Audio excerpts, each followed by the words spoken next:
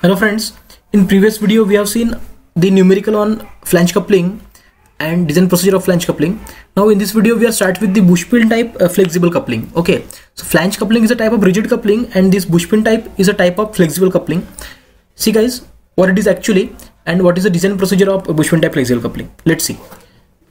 So it is a modification of rigid type of flange coupling. Please see guys, it is a modification of rigid type of flange coupling because we know that rigid coupling is used when two shafts are perfectly in perfect alignment. So when we are using flexible coupling is used when there will be a misalignment between two shafts. So it is a modification of rigid type of flange coupling. The coupling bolts are known as pins. Okay, in this bushpin type flexible coupling, the bolts are known as pins. The two halves, that is flanges of the coupling, are dissimilar in construction. Okay, they are two halves, that is two flanges of these bushpin type flexible couplings are dissimilar in construction. Okay, they are different than each other. A clearance of 5 mm is left between the face of the two halves of the coupling. There is no rigid connection in between them and the drives takes place through the medium of compressible rubber or leather bushes. See guys, there is no rigid connection in between them. Okay, and drives takes place through the medium of the compressible rubber and leather bushes. Leather bushes and compressible rubber are placed in between them so that shocks and vibrations will be minimum. Okay, so this is all about the bushpin type flexible coupling. That is, it is a modification of rigid type of flange coupling, and the coupling bolts are known as pins. And again, the two flanges are completely different than each other. There will be a clearance of 5 mm so that in between two faces of the two halves, that is two flanges. Okay, this is all about the bushpin type flexible coupling. Now let's start with the design procedure of this bushpin type flexible coupling. This is the diagram of bushpin type flexible coupling. You can see here, these are three flanges. You can see one blue color and one is shown in pink color.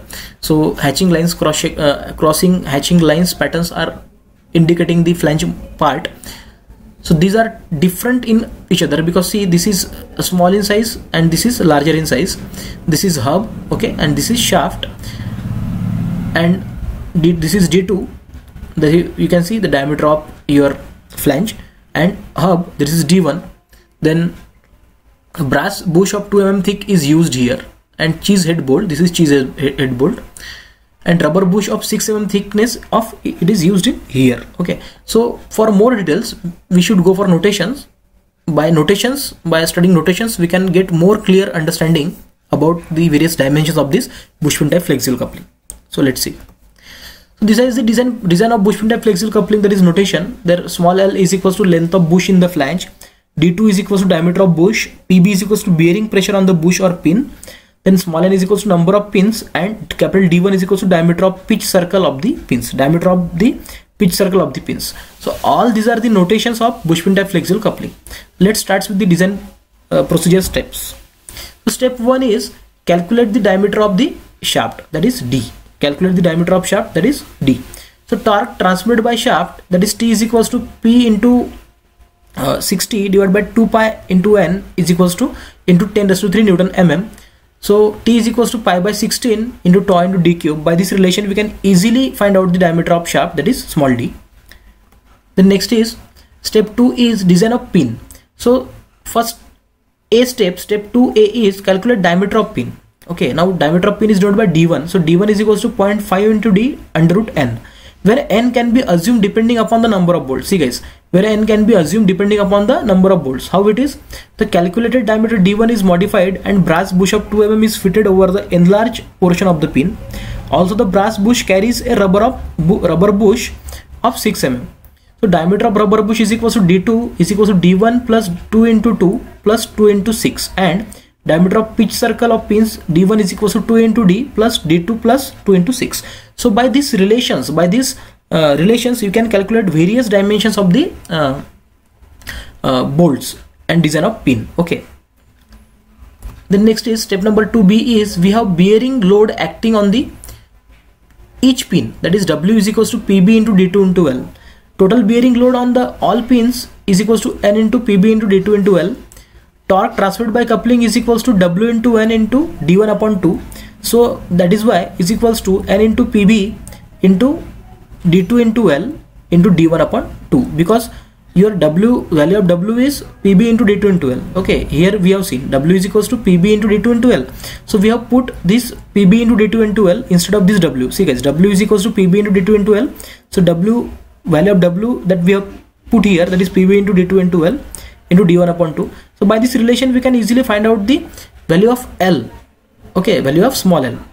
After that, step number 2C is calculate the direct shear stress in the coupling halves. See guys, calculate the direct shear stress in the coupling halves. Halves means parts. Okay, that is nothing but flanges. So tau is equals to W upon pi by 4 into D1 square. Tau is equals to W upon pi by 4 into D1 square. So calculate the maximum bending moment of the on the pin, that is sigma B is equals to M by Z, where capital M is equals to W into L by 2 plus 5 and Z is equals to pi by 32 into D1 cube. According to maximum shear stress theory, tau max is equals to maximum shear stress is equals to half of under root of sigma B square into 4 times tau square. So check whether the above maximum stresses are within the safe limits or not. Okay, so by this relation, if we have calculated this tau max by using this relation, then our tau max should be less than the shear stress given, that is induced shear stress should be less than allowable shear stress. Okay, for safe design condition. So step number 2C is, according to normal stress theory, the maximum normal stress in shaft is sigma B max is equals to maximum normal stress is equals to half of sigma B plus half of under root of sigma B square plus 4 times tau square. Check whether the above maximum stresses are within the safe limits or not. Okay, so sigma B max should be within the limit of allowable stresses. Okay, now step number 3 is design of hub. See guys, design of hub. So let capital D is equals to diameter of hub, which is equals to D is equals to 2D, capital L is equals to length of hub, and capital L which is given to us 1.5 times D. Check induced shear stress for hub material, that is Ci. Considering the hub as a hollow shaft, T is equals to pi by 16 into tau C into D cube into 1 minus K raised to power 4, where K is equals to small d upon capital D, where K is given small d upon capital D. So we need to find out the shear stress induced. Your shear stress induced should be less than allowable shear stress for safe design. The step number 4 is design of key. See guys, design of key. So let W is equals to width of key and small t is equals to thickness of the key. See guys, W is equals to width of key and small t is equals to thickness of key. For rectangular key, W is equals to D by 4 and small t is equals to D by 6. And for square key, W is equals to D by 4 and small t is equals to D by 4. Okay, so it is depend upon the key, that what kind of key is given in your numerical. If they have given rectangular key, then you need to take W is equals to D by 4 and T is equals to D by 6. And if they have given square key, then you need to take W is equal to D by 4 as well as T also equals to D by 4. So length of key L1 is slightly greater than length of hub. Okay, L1 should be greater than L. This is the step number 5. That design of key, that is check the induced stresses in the key by considering shearing and crushing failure of key. Okay, so shearing of key is equals to T is equals to W into L1 into tau CK into D by 2, where by this relation we should check tau induced should be less than tau permissible. Okay, by this relation we need to find out this tau CK, that means shearing and crushing failure. Okay, we need to consider this and we need to calculate this. And we need to check that induced shear stress should be less than permissible one. And crushing of key means T is equals to T by 2 into L1 into sigma CK into D by 2. Okay, in this relation we need to find out this value of sigma C, that is crushing stress, and that crushing stress should be less than your given permissible crushing stress. So in this way you can clearly find out the various stresses regarding this. And step number 5 is design of flange. Now see, thickness of flange TF is given 0.5 times D. Check the induced shear stress in the flange by considering the flange of the junction of the hub in shear. That is why this relation is given, T is equals to pi into D into TF into tau C into D by 2. So by this relation we need to find out the tau induced, and induced value should be less than your permissible value. Okay, this is shear stress. We are calculating the shear stress for flange material. So induced value of should be less than permissible value for safe design. Okay, so this is the